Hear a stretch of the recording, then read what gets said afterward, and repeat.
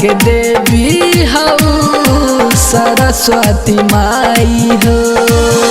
खोल दो न ज्ञान के पर्दा ए मैया शारदा हो।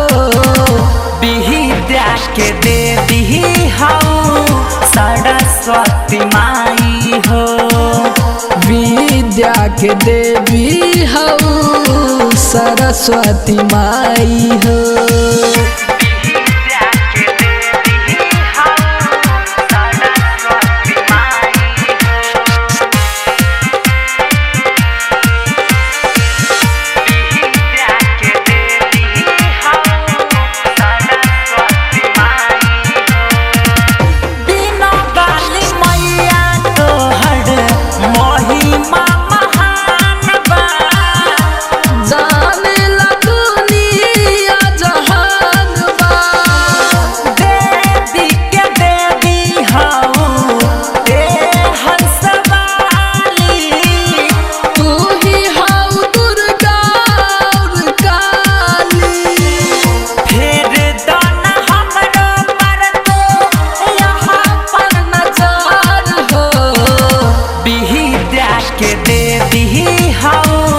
सरस्वती माई हो।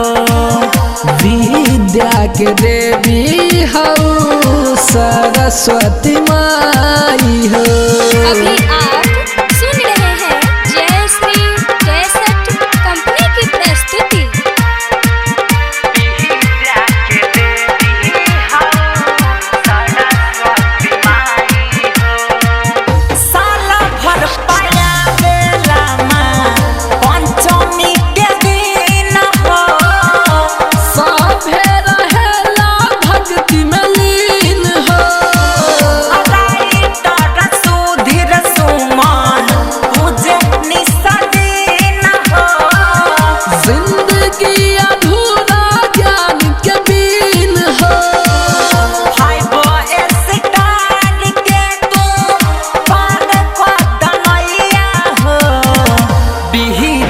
के देवी हऊ सरस्वती माई हो।